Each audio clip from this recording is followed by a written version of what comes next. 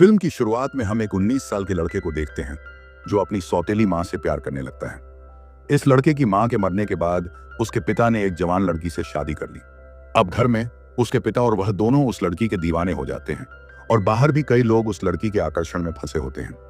कहानी की शुरुआत में हम फस्को नाम के आदमी को देखते हैं जिसने ऐना नाम की एक खूबसूरत और जवान लड़की से शादी की है। ऐना की एक 5 साल की बेटी भी है और अपने पहले पति के मरने के बाद ऐना ने फस्को से दूसरी शादी की थी। फस्को की भी बीवी कुछ साल पहले गुजर चुकी थी। शादी के बाद फस्को खुशी के मौके पर एक बड़ी पार्टी रखता है जिसमें परिवार और शहर के लोग शामिल होते हैं। चूंकि फस्को ने एक जवान और खूबसूरत लड़की से शादी की थी, लोग तरह तरह की बातें करने लगते हैं कि ऐना फस्को के साथ बिस्तर पर जमकर मस्ती करने वाली है। इसके बाद हम फस्को के बेटे लिवियो को देखते हैं जो अपने बाप की शादी से बिल्कुल भी खुश नहीं था। उसे यह बिल्कुल नहीं पसंद था कि उसका बाप अब बूढ़ा हो चुका है, फिर भी एक जवान लड़की के साथ शादी कर बैठा है। फिर एक रात जब फस्को ऐना के साथ रोमांटिक समय बिताने की सोचता है, तभी एक आदमी उसे नीचे बुलाता है। कुछ देर बाद फस्को और उसका दोस्त किसी काम से यहां से चले जाते हैं। थोड़ी देर बाद लिवियो ऐना को देखता है, लेकिन वह उससे ठीक से बात नहीं करता। लिवियो को अपने बाप पर गुस्सा आ रहा था। वहीं हमें पता चलता है कि फस्को अपने दोस्तों के साथ मिलकर कब्रें खोदता है और पुरानी एंटीक चीजें चुरा कर बेचता है। मगर अचानक पुलिस आ जाती है। फस्को और उसके दोस्तों को भागना पड़ता है और पुलिस अब उनके पीछे पड़ी थी, जिस वजह से फस्को पूरी रात घर नहीं लौट पाता। सुबह होते ही फस्को घर आता है और क्योंकि वह अपनी पत्नी ऐना के साथ रात का वक्त नहीं बिता पाया था, वह सुबह सुबह ही ऐना के साथ इंटीमेट हो जाता है। देखकर लगता था कि फस्को एक ऐसा गवार आदमी है जिसने सिर्फ शारीरिक सुख के लिए शादी की है। फिर वह दोस्तों के साथ नहाने के लिए जाता है और सभी वहां मस्ती कर रहे थे। तभी हम मिया नाम की लड़की को देखते हैं जो लिवियो को बहुत पसंद करती थी। मिया लिवियो के लिए एक प्रेम पत्र छोड़कर चली जाती है, लेकिन मिया पागल थी, इसीलिए लिवियो उसे कोई महत्व नहीं देता था। लिवियो के घर लौटने के बाद फस्को लिवियो से बहुत सारा सामान अपनी गाड़ी में रखने के लिए कहता है, क्योंकि फस्को शहर से बाहर डिलीवरी के लिए जाने वाला था। सबके सामने फस्को लिवियो को डांटता है क्योंकि उसने सामान ठीक से नहीं रखा था, और यह सब ऐना भी देख रही थी।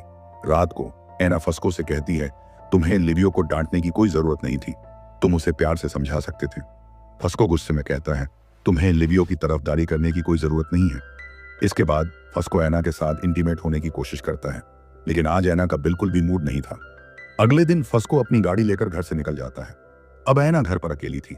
कुछ देर बाद जब ऐना किचन में काम कर रही थी, लिवियो उसके पास आता है और अब वह ऐना से अच्छे से बात कर रहा था। कुछ देर बाद लिवियो ऐना की बेटी के साथ मस्ती करने लगता है।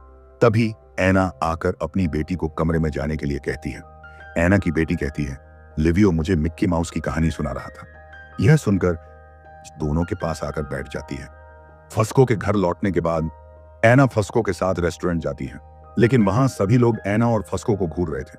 वे हैरान थे कि कैसे इस बूढ़े आदमी के साथ एक जवान लड़की हो सकती है। अगले दिन लिवियो और ऐना कुछ बातें कर रहे थे, लेकिन तभी फस्को आ जाता है और उनकी बातों को खत्म कर देता है। फस्को की गवार बातें ऐना को भी अच्छी नहीं लग रही थी। कुछ दिन बाद फस्को अपने दोस्तों के साथ चोरी करने जाता है और वहां उसे एक कीमती एंटीक चीज मिलती है जिसकी कीमत लाखों में थी। अब जब सभी को फस्को के पास मिली एंटीक चीज के बारे में पता चलता है तो फस्को इसे बेचना चाहता था, लेकिन 2-3 दिन में ही गांव भर में यह खबर फैल जाती है कि फस्को के पास एक कीमती एंटीक है। इस वजह से फस्को ऐना और लिवियो को गुस्से में आकर डांटता है, क्योंकि यह जानकारी घर के लोगों से ही बाहर चली गई थी। लिवियो गुस्से में यहां से बाहर चला जाता है। रात को ऐना बियर लेकर फस्को के पास जाती है ताकि उसका गुस्सा शांत हो सके, और फिर फस्को सारी बातों को भूलकर ऐना के साथ मस्ती करने लगता है। अगले दिन हम लिवियो को देखते हैं जो अब हर वक्त ऐना से बात करने का मौका ढूंढता है, और ऐना भी लिवियो को अपना समय देती है। कुछ दिन बाद जब गर्मी बहुत बढ़ जाती है, एक दूसरे पर पानी डालने लगते हैं। इस दौरान लिवियो ऐना को पकड़कर उसे पूरी तरह से गिला कर देता है। इसके बाद ऐना को यह पता चलता है कि फस्को को चोरी और एंटीक चीजों की स्मगलिंग के कारण पुलिस ने पकड़ लिया है। ऐना और लिवियो दोनों फस्को से मिलने जाते हैं और फस्को उनसे कहता है, मैं किसी भी तरीके से पुलिस वालों को बेवकूफ बना दूंगा और 2-3 दिन में वापस घर आ जाऊंगा। लेकिन ऐना को यह समझ में आता है कि यह इतना आसान नहीं होगा। फिर नैफ फस्को के दोस्तों के पास जाती है ताकि वे फस्को को बाहर निकालने में मदद कर सकें, लेकिन कोई भी उसकी मदद करने को तैयार नहीं होता।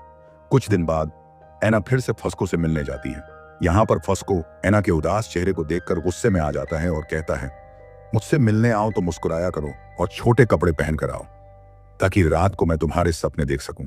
फस्को की गवार बातें सुनकर ऐना रोने लग जाती है, लेकिन फस्को को ऐना के आंसुओं से कोई फर्क नहीं पड़ता।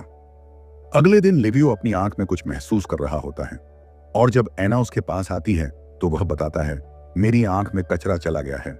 ऐना लिवियो की आंख से कचरा निकालने लगती है, लेकिन तभी लिवियो खुद को रोक नहीं पाता और ऐना को किस कर देता है।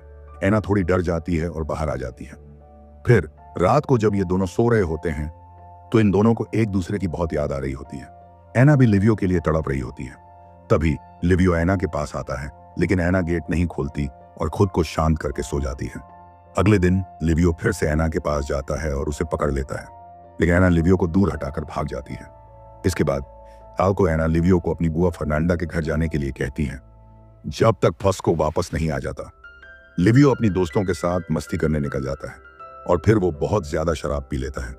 फिर वह घर लौटता है, लेकिन घर का गेट अंदर से लॉक था, इसलिए लिवियो खिड़की के पास जाता है और अपने सिर से कांच तोड़कर अंदर घुस जाता है।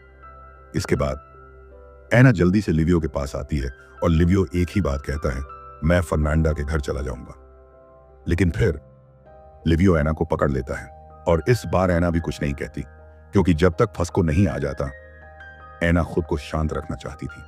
अगले दिन जब ऐना किचन में काम कर रही थी तो लिवियो फिर से उसे पकड़ लेता है। अब ऐना और लिवियो एक दूसरे से प्यार करने लगे थे, लेकिन तभी उन्हें किसी की आवाज सुनाई देती है। लिवियो तुरंत स्टोर रूम में जाकर देखता है और वहां मिया छुपी हुई मिलती है। लिवियो समझ जाता है कि मिया ने सब कुछ देख लिया था। इस बात को लेकर ऐना बहुत परेशान हो जाती है, लेकिन लिवियो उसे भरोसा दिलाता है, उस पागल लड़की की बातों पर कोई भरोसा नहीं करेगा।